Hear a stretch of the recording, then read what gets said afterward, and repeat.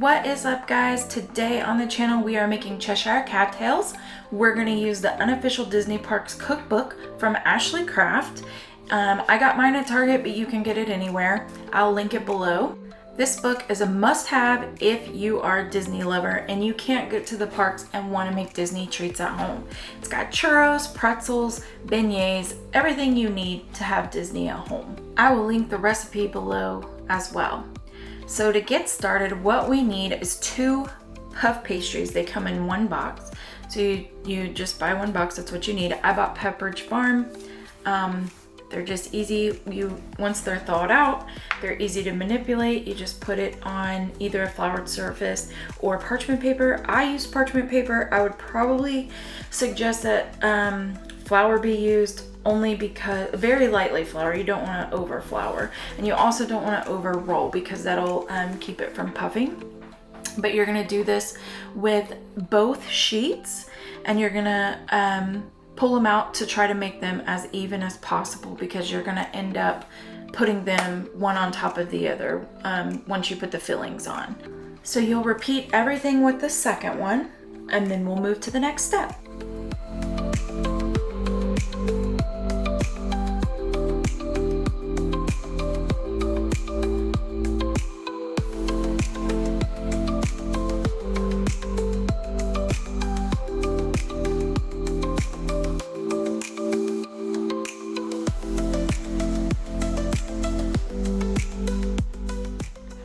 So now that those are almost ready, what you're gonna do is just put them to the side once you're done, and we're gonna start on the pudding.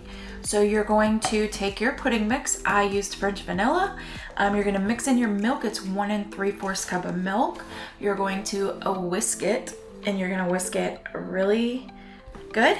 You don't want the clumps in there because it's gonna go in the refrigerator and harden. So you wanna really give it a good whisk, and just keep whisking, keep whisking, keep whisking.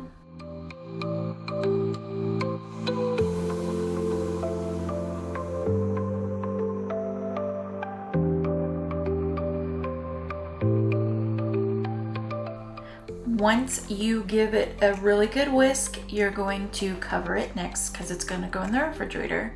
I put mine in the fridge, I think, for an hour, and it was great. So just put it in the fridge. Let it sit for about an hour and you should be good to go. Once you let that pudding sit, you can get it out of the fridge, scoop it onto one of the puff pastries, kind of give it a thin layer. Well, I guess to your desired thickness, because I don't like a ton of pudding. So I really just wanted kind of a thin layer on here, and I actually ended up scraping off more once I put it out because I just didn't want that much of that pudding texture and consistency. But you want to kind of cover all of it as much as you can, because when it's covered, you want it to stick. So now you're gonna put on the chocolate chips and just kind of sprinkle them evenly. And no chocolate chip was left behind in the filming of this video. I just wanted to make that clear. So just continue sprinkling until you get an even layer, and you're going to take this second pastry and flip it over and put it directly on top. And you're going to want to kind of cover all of the pudding and chocolate chips. Make sure none of that comes out, and kind of get it as even as you can. So then what you're gonna want is a pizza cutter or some kind of sharp knife and a pan with parchment paper, and you're gonna start cutting them into strips. So the recipe said 6 strips, so that's what I cut. And they were pretty big, but the more the merrier, right? So this was where I realized that parchment paper was not my best friend in this baking exercise. So this was the first time I was making these, and so I grabbed a spatula and tried to get it, and he was just being difficult, so I moved on to the others. And then ooh, this one was perfect, so I just went ahead and spin that up. Uh-oh, I lost a chocolate chip. Ooh, okay, whew, that was close. All right, so I just continued flipping the rest of them, or twisting them and putting them on the pan, and you just do that with all 6, and then we'll move on to the next step.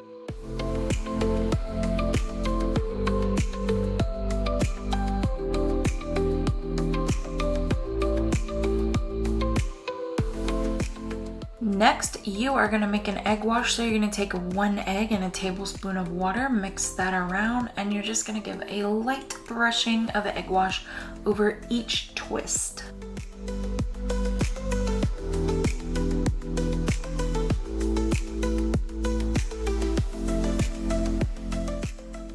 Once you are done giving them their egg wash, you're gonna put it in the oven at 400 degrees for 20 minutes, and that is just perfect. So next we're gonna work on the icing. So you're gonna take a cup of confectioner's sugar, you're gonna take 1/4 cup of heavy cream and a teaspoon of vanilla extract, and you're gonna mix those all together on high. It's not a lot of icing, but trust me, you'll have lots and lots left over. So now we're gonna make the colors. So I'm gonna split this right down the middle and kind of separate the icing in 2 bowls.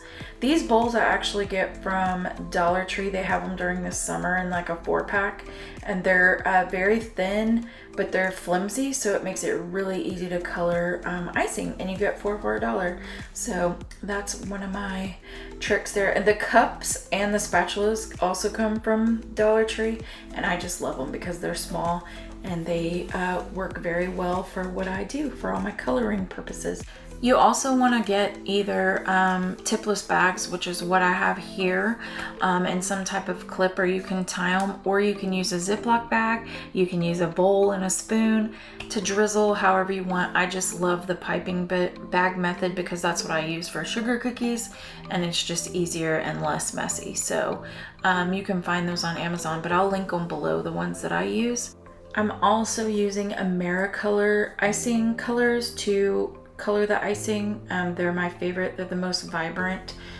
They don't have a weird taste. Like, I'm not a fan of Wilton, and I'm sorry for all you Wilton fans, but I don't like the flavor. It's very bitter.